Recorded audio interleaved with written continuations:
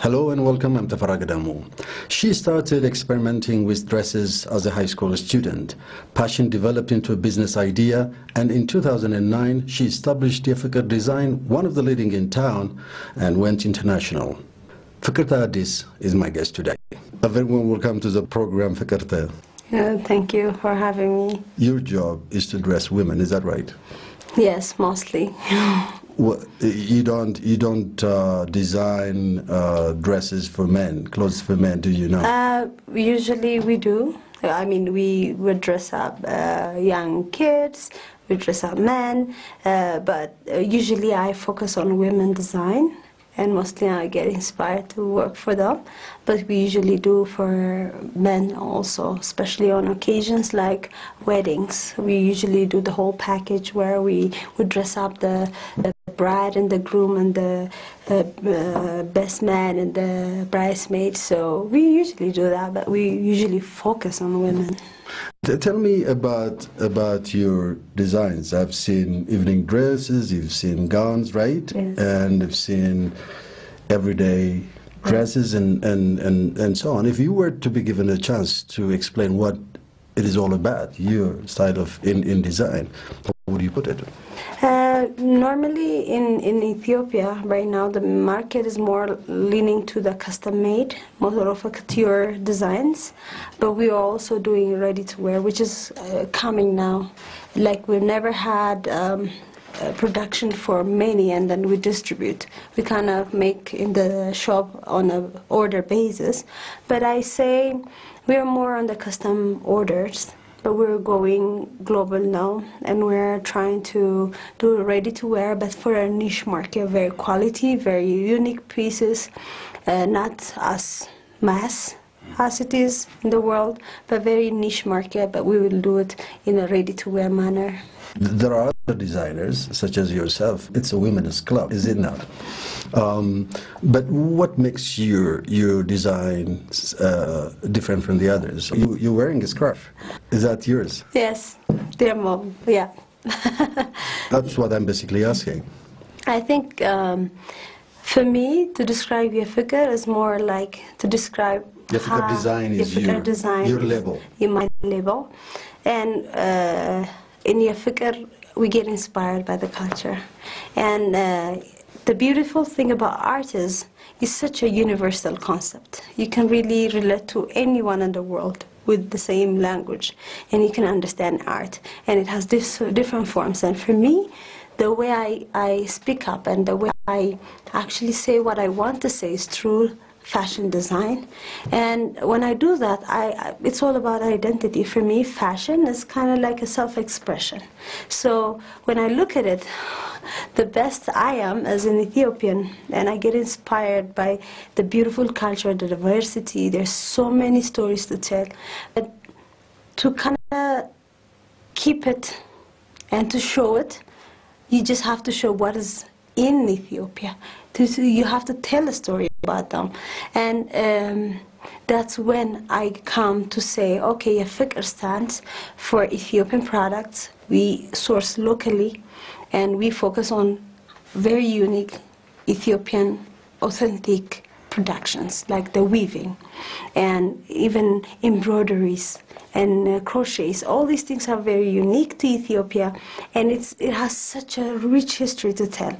And in a way, the design is also about a way of understanding my culture, understanding Ethiopia, because every collection we make, we go to a place, we understand it. I mean, we could do more, but in a way that we can, we try to understand about that culture and try to get an inspiration. So it's a learning journey for me too. So what makes YeFiker design unique, I say, is it tells a story.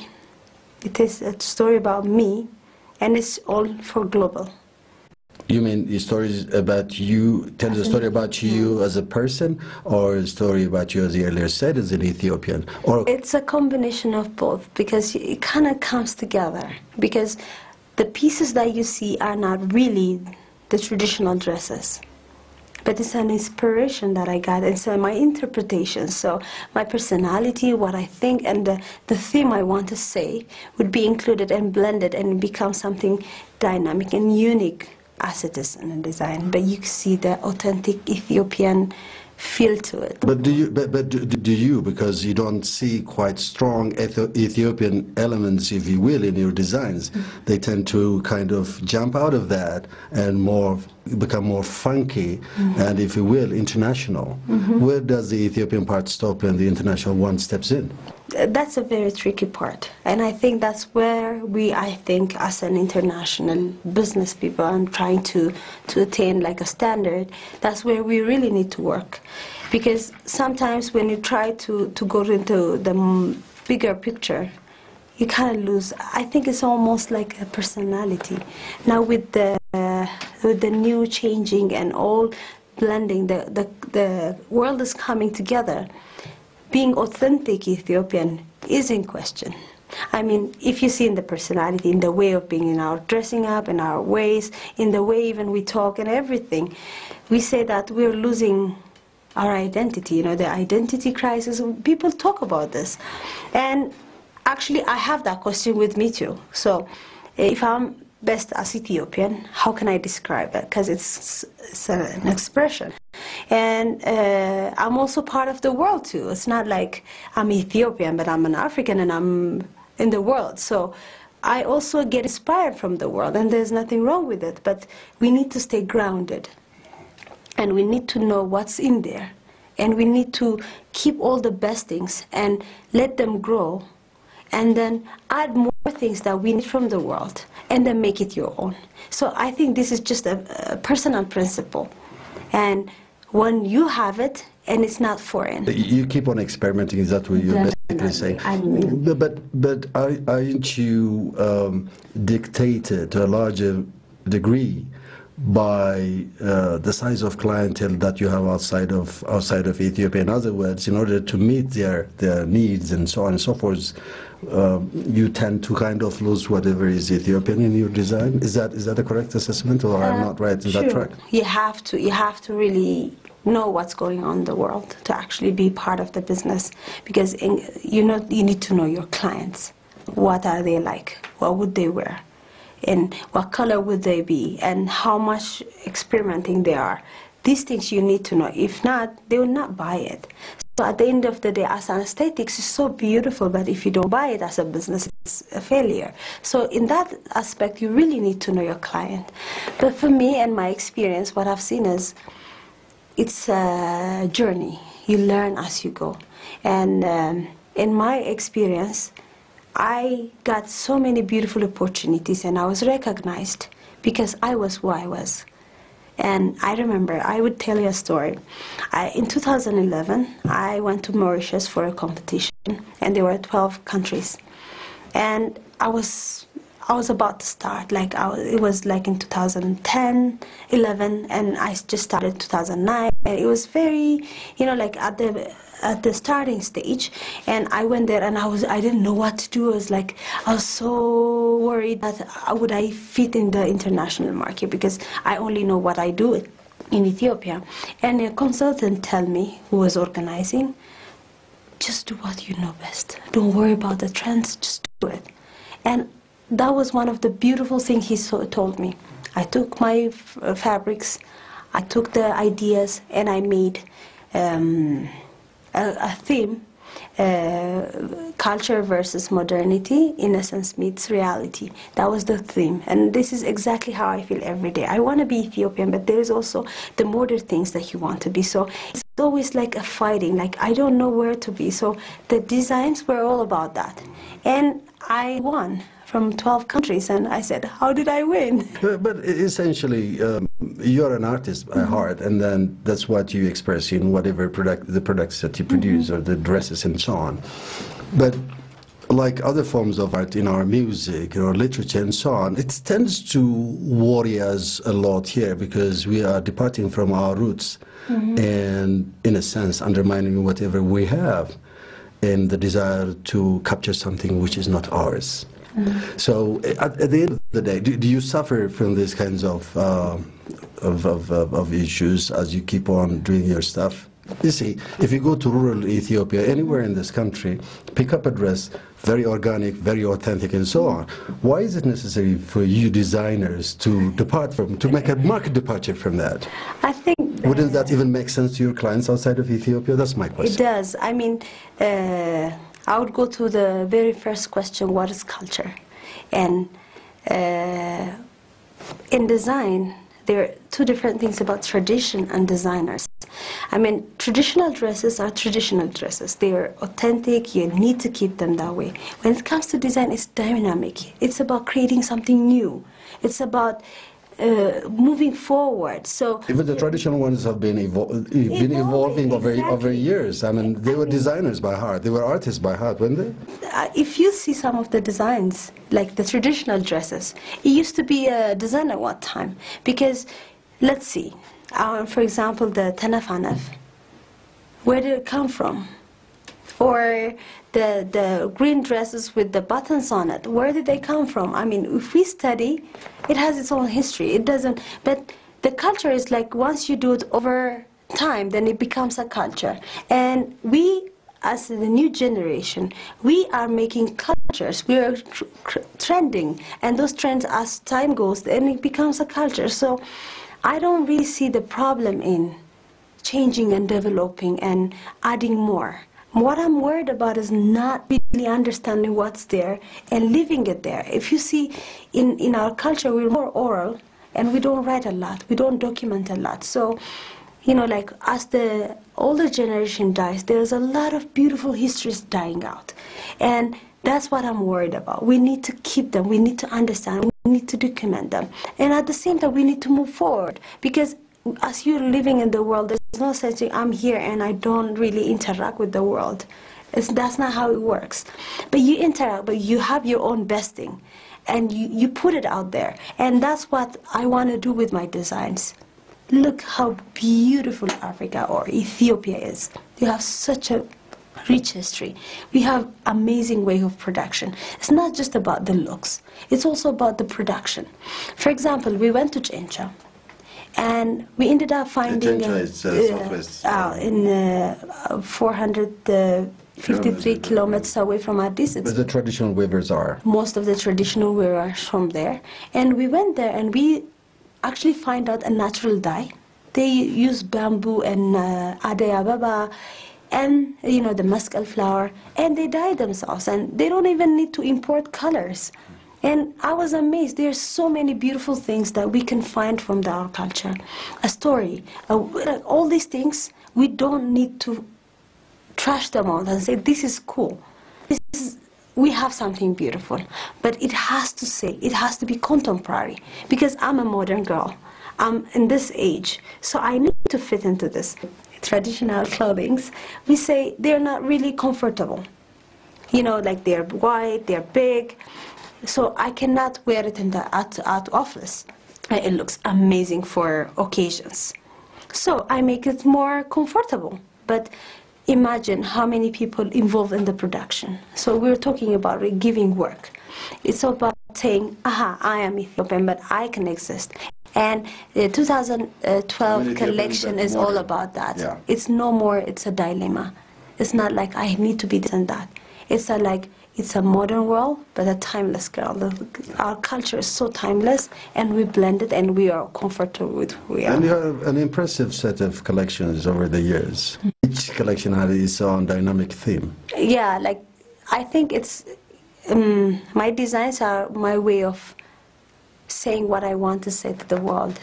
And an artist, a painter, would use the paintings to say something. And as a designer, I use my clothings and my cuts to tell a story. And it's so beautiful because it's a nice way to watch, but it's a very artistic way of saying them. You earlier mentioned Chencha. That's where you tap into in terms of getting your fabric. Is that right? And then deal with only one COP here in Addis Ababa, as a cooperative of weavers, right? Mm-hmm. Do you do with traditional ones in Addis Ababa too? And what is the type of fabric that you get here? I mean, I see when they weave, I've seen them, they use imported material. And can you imagine from the Far East? And I find that ridiculous. I mean, when you talk about something that's Ethiopian, where does it come from? It starts from the fabric itself, I mean, from cotton. Yes, there's a big problem in the sourcing of the fabrics, the raw materials.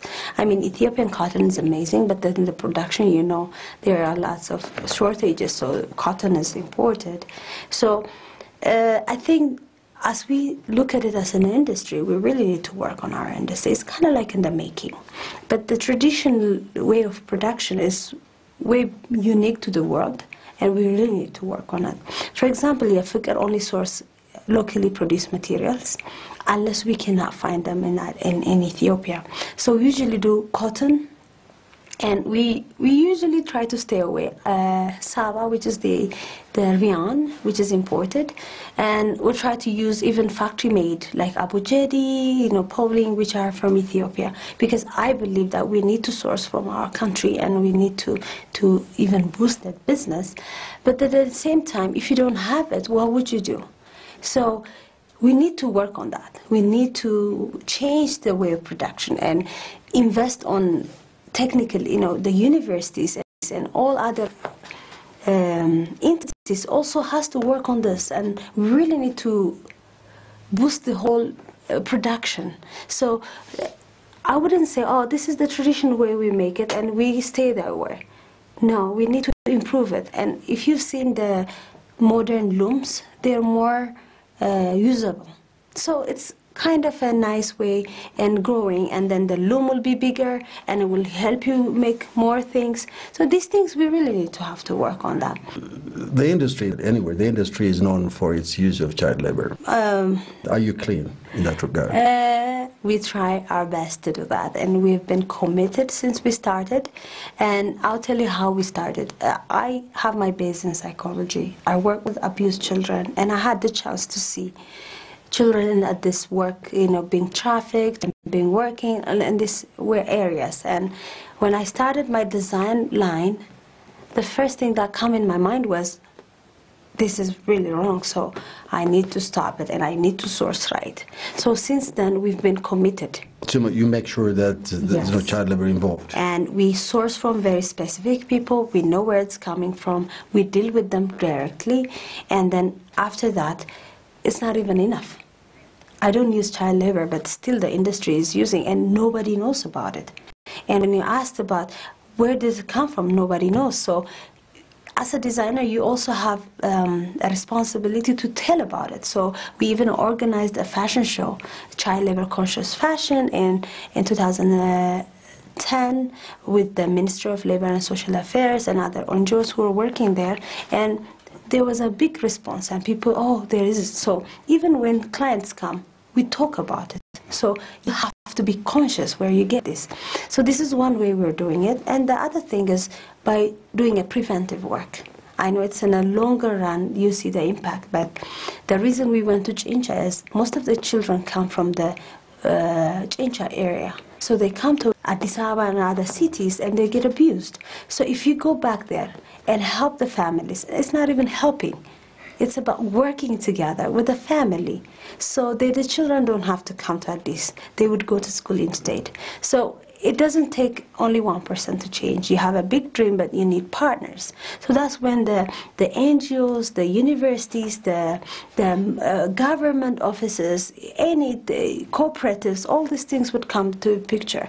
I, as a business person, would go there and help them have the job.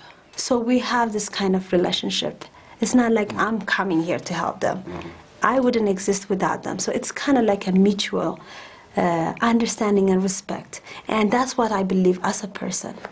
You need to have that level of respect with people. So that's why the Chincha comes.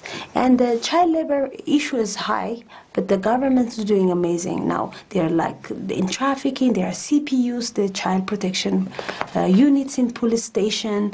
There will be people actually even taking if they see child is trafficked. But even in Addis, there are lots of works been done to stop this. but the awareness is still missing. You see, you are into this, it's a very competitive business, even if it's a work of art, whatever you do. But then you have 3 kids, you have a family run. You earlier off camera told me, first you are a mother before you are an artist or a designer. Is that true? No. How do you balance your time between work and home? I think it's, for me, being a mother was one of the most beautiful things. I've learned so much and I've had deeper understanding of what should be, and the reasons I do things has a deeper meaning now. And I have been blessed. And I have been blessed with a family that really support me. My husband is an amazing guy. He supports me a lot. And my children are so amazing. So I feel like this is I've grown through that. But at the same time, work, family, and all those social other engagements need to be balanced. And it's an opportunity cost, right? So I'm lucky because I learned to manage my time. I have my own work, so I plan, and I also know when is the good time to work and when is a good time to be at home. Because as a mother, you can't fail, because if you fail a generation. That's going to be the person who's going to be doing something really bad in the world if you don't do your job right, even for the fathers too. So, how many employees do you have? Well, our line of work is a bit different than most people. We believe in working together with other cooperatives. So as we grow as an entity, as a company, that they would grow as sourcing companies, and then we can have a good supply chain. So we outsource from cooperatives. We have a group of women who do embroideries and crochets, and we also have people who are working in our office where we do the final work with the stitching and with the design, with the final work. And we also have admin, and in a more intense way we have like around 11 people who are working with us, but we extend to cooperatives where they have 25 people around them and all that. So interesting. I mean, you had a tremendous amount of recognition from different corners. You exhibited, including in Jamaica, in Kingston, and then in New York, and as you said earlier on, other places too. In Ethiopia, you are a very well-recognized designer. You've achieved a lot, and very soon you're going to be on CNN Inside Africa for the piece they're doing on Ethiopian fashion. Well, what next? Where are you headed? So YeFiker, after 5 years of journey, actually we're in a restructuring. So we're reorganizing. So we've been so good at like making things beautifully and telling a story and getting all this recognition come because we have so many beautiful things to tell. But at the same time, what's next is the same question we've been asking. So in the production is there, the design is there, so the sales has to be high. So we're actually going global, and we're trying to reach the whole market, and we're trying to tailor for the international market too. And we also value and keep the local market, which is very expensive, very good, very well recognized. So we're trying to make the balance, and we're trying to go global. And we've been working with this for a long time. You know, when things happen, it looks so easy, but the journey is so high. But we've been trying to organize the online e-market.